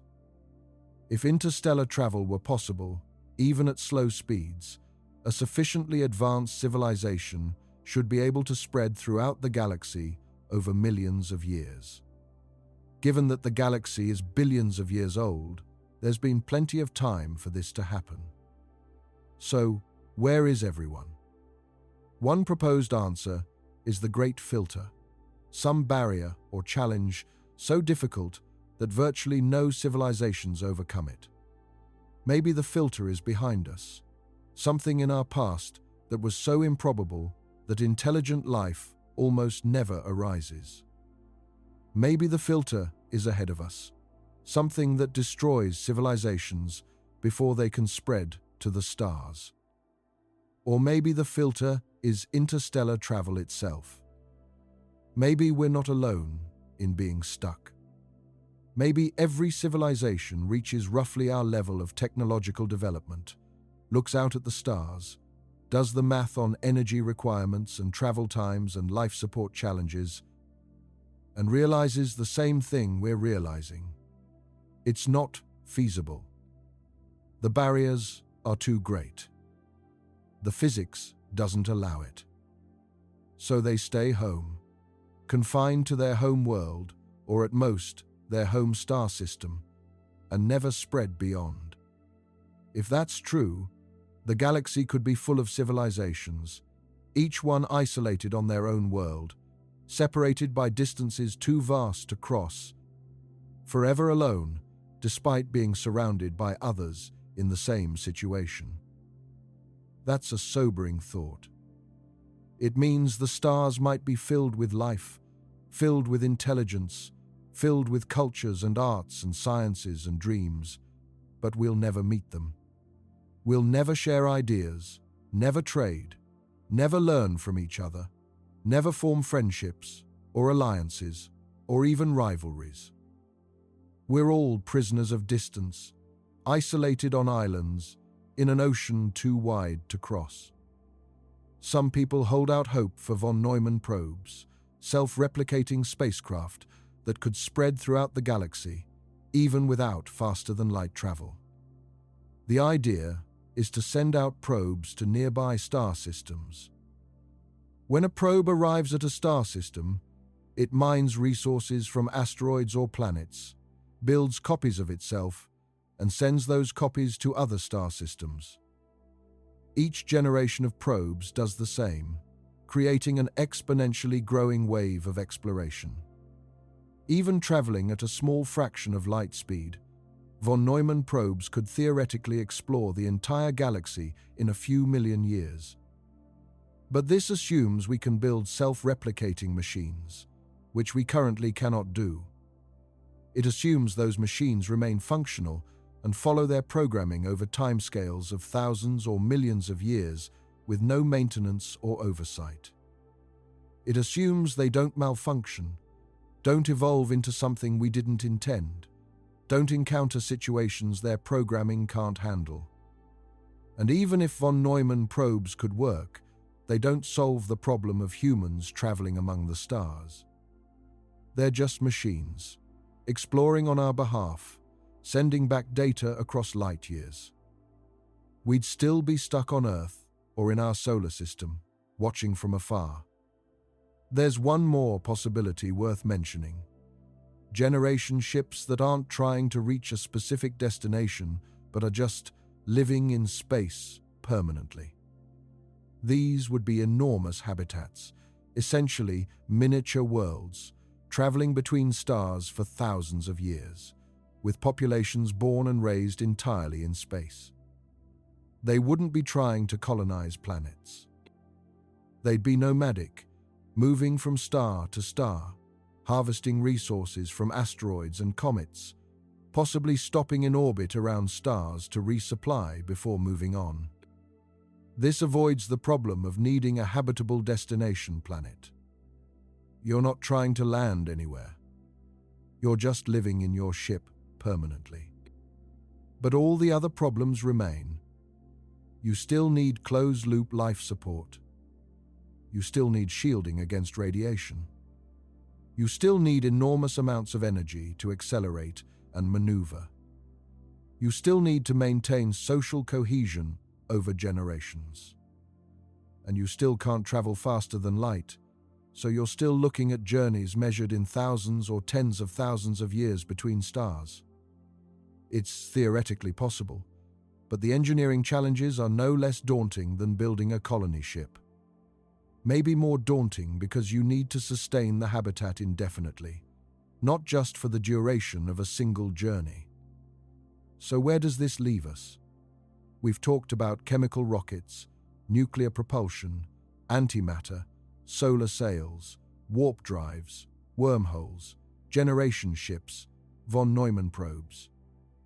We've examined the problems of energy, life support, radiation, navigation, time dilation, and finding habitable destinations. And the conclusion is inescapable. With any technology we currently have, or can reasonably foresee developing based on known physics, traveling to other star systems is so difficult, so expensive in terms of energy and resources, so dangerous, and so time-consuming that it's effectively impossible for human beings. We might send tiny probes someday, featherweight robots accelerated by lasers, screaming past distant stars at a fraction of light speed, snapping pictures as they go. That's technologically challenging, but possibly achievable. But sending humans, establishing colonies, exploring the galaxy the way science fiction imagines, that's a fantasy. It's not going to happen. Not because we lack the will or the ambition, but because the universe doesn't allow it. The laws of physics impose limits we cannot overcome with better engineering or more advanced technology. This is a hard truth.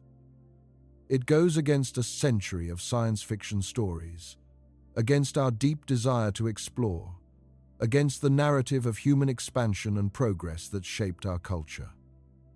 We want to believe that we'll spread among the stars, that we'll explore strange new worlds, that we'll meet alien civilizations and form a galactic community. We want to believe that the future is out there, waiting for us to reach out and claim it. But wanting something doesn't make it possible. We are likely confined to our solar system, not by lack of technology, but by the fundamental structure of space and time. We can explore our solar system. We can establish colonies on the Moon, on Mars, in orbital habitats, on the moons of Jupiter and Saturn. There's plenty of room here for expansion, plenty of resources to exploit, plenty of new environments to adapt to. Our solar system is vast from a human perspective. It contains 8 planets, hundreds of moons, millions of asteroids, billions of comets. It spans a region several light hours across. We could spend centuries exploring and settling our own star system before running out of places to go. But the stars beyond, they'll remain out of reach. We'll study them with telescopes. We'll discover planets orbiting them. We'll detect biosignatures in the atmospheres of distant worlds, signs that life exists elsewhere. We might even detect radio signals from alien civilizations, proof that we're not alone. But we'll never visit them. We'll never meet them. We'll never walk on their worlds. The distances are too great. The barriers are too high. The physics is too unforgiving. That's the reality. And maybe we need to accept it. Maybe we need to let go of the Star Trek dream and focus on what's actually possible. Not spreading among the stars, but creating a thriving civilization in our own solar system. Not meeting alien species face to face, but learning to communicate with them across light years via radio. Exchanging ideas, even if we never shake hands. Not exploring the galaxy in person, but exploring it remotely through telescopes and probes, mapping it, understanding it, appreciating it from afar. There's a kind of beauty in that. In being human, confined to one small corner of the universe, yet capable of understanding the whole cosmos through science and mathematics. We can't touch the stars, but we can know them. We can't visit distant galaxies, but we can observe them, measure them, trace their histories back billions of years. We're small and isolated, but we're also conscious and curious. We're part of the universe that's become aware of itself. Think about what that really means. We are collections of atoms, forged in the cores of ancient stars that exploded billions of years ago. Those stellar deaths scattered heavy elements across space, elements that eventually coalesced into new stars and planets, including our Sun and Earth. The carbon in your cells, the iron in your blood, the calcium in your bones, all of it came from stars that lived and passed away long before our solar system even existed. You are literally made of stardust. And somehow, through billions of years of cosmic evolution, through the emergence of chemistry and biology, through natural selection and the gradual development of nervous systems and brains, that stardust became conscious, became capable of thought, of wonder, of asking questions about its own origins. We are the universe, looking back at itself, trying to understand where it came from, how it works, what it all means. That's extraordinary. That's miraculous in a way that doesn't require anything supernatural. The fact that matter can organize itself into patterns complex enough to think, to feel, to dream, to do science, is one of the most profound facts about reality. And we're doing it. Right here, right now, on this small blue planet, orbiting an ordinary yellow star. We've figured out that we're made of atoms. We've discovered that the universe is billions of years old, vastly larger than we can directly perceive, governed by laws that we can express mathematically. We've understood our cosmic address. We're on the third planet of a star, 2/3 of the way out from the center of a barred spiral galaxy containing hundreds of billions of stars. Itself, one galaxy among trillions. We know that light takes time to travel. We know that looking into space is looking back in time. We know about the Big Bang, about the expansion of space, about dark matter and dark energy, and all the mysteries that remain unsolved. We've built telescopes that can detect galaxies billions of light years away, see them as they were when the universe was young. We've sent spacecraft beyond the edges of our solar system, carrying messages to any intelligence that might find them in the far future. We've landed robots on Mars, sent probes to study Jupiter and Saturn and their moons, flown past Pluto and Ultima Thule in the Kuiper Belt. We've detected gravitational waves from colliding black holes, confirming predictions Einstein made a century ago. We've discovered thousands of planets orbiting other stars, learning that planetary systems are common, that the universe is filled with worlds beyond our own. All of this, accomplished by beings confined to a single planet, unable to travel to the stars, but able to understand them nonetheless. Maybe that's enough. Maybe understanding the universe is more important than physically traveling through it. Maybe consciousness and knowledge are the highest achievements possible, more valuable than conquest or expansion. There's an old philosophical question. If a tree falls in the forest and no one is around to hear it, does it make a sound? The question is really about whether reality requires an observer to exist or have meaning. You could ask the same about the universe. If there were no conscious beings anywhere, no life, no intelligence, would the universe's existence mean anything? The galaxies would still spin, stars would still be born and pass away, planets would still orbit, but there'd be nobody to witness it, nobody to understand it, nobody to appreciate the beauty and complexity. In a sense, we give the universe meaning by observing it, by studying it, by caring about it, by trying to understand it. We're doing something that might be the most important thing conscious beings can do. We're bearing witness. We're the universe's way of knowing itself. And if we're confined to our solar system, if we can never travel to other stars, that doesn't diminish this achievement. We can still observe the entire cosmos. Our telescopes can see to the edges of the observable universe. Our mathematics can describe phenomena we can never directly touch.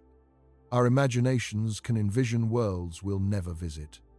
The fact that we'll never walk on a planet orbiting Alpha Centauri doesn't mean we can't know about that system, can't study it, can't understand it. We're doing that right now with thousands of exoplanets around distant stars.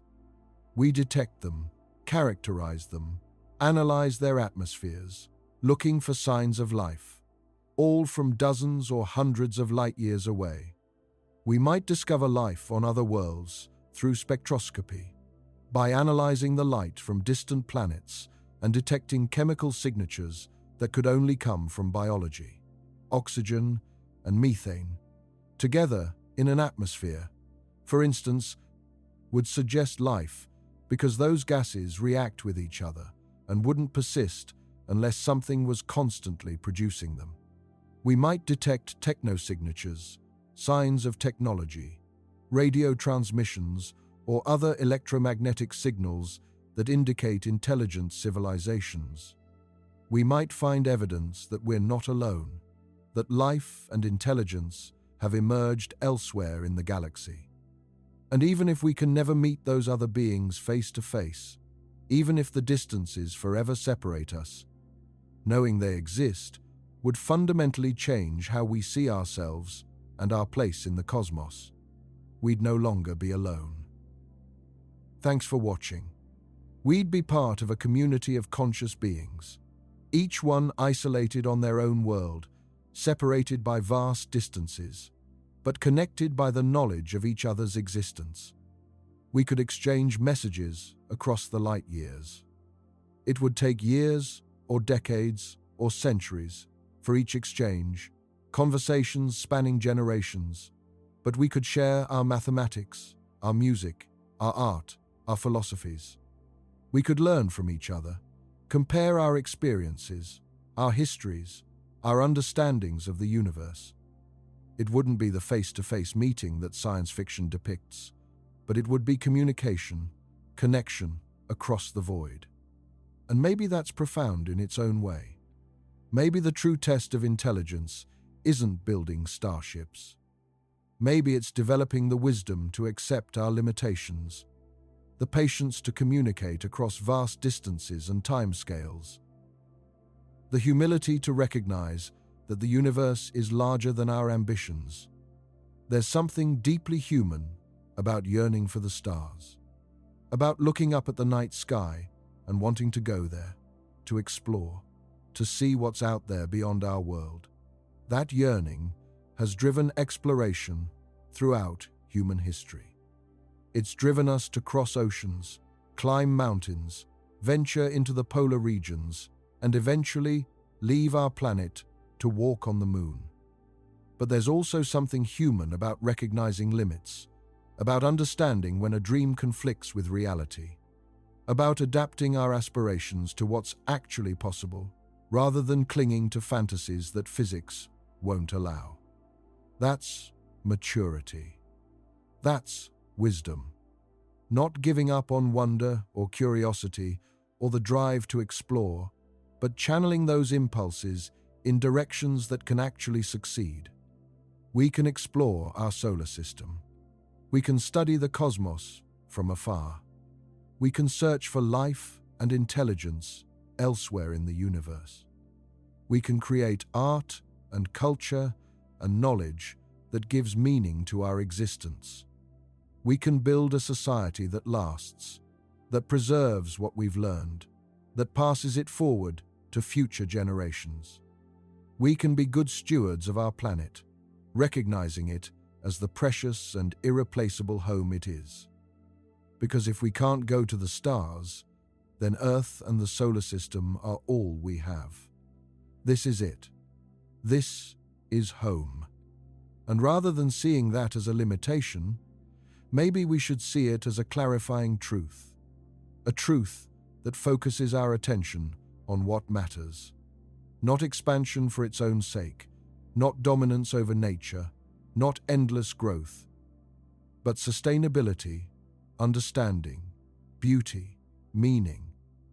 Creating a civilization that can endure, that can accumulate knowledge over millennia, that can appreciate the universe we're part of, even if we can't physically traverse it. There's dignity in that.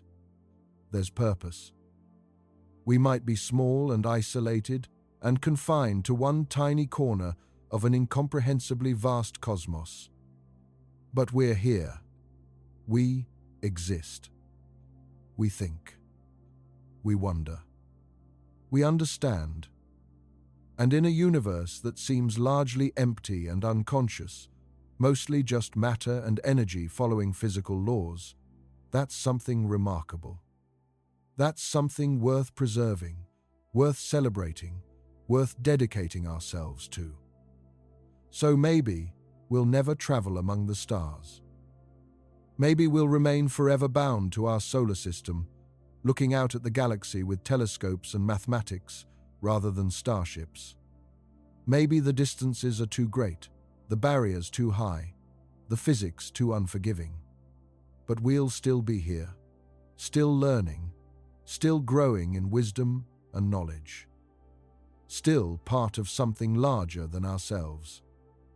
Still connected to the cosmos through the light that reaches us across the void, through the laws of nature that we share with the most distant galaxies, through the atoms in our bodies that were forged in stellar furnaces billions of years ago. We are children of the stars, made of stardust, shaped by cosmic processes. And even if we can never return to the stars that made us, even if we must remain on this one small world, watching the universe from afar, we carry the stars within us. In our atoms, in our molecules, in the very structure of our bodies. We are the universe made conscious. And that consciousness, that awareness, that capacity to understand might be the most important thing in existence. More important than speed or distance or conquest. More important than spreading across the galaxy. Understanding, appreciation, wonder. That's our gift.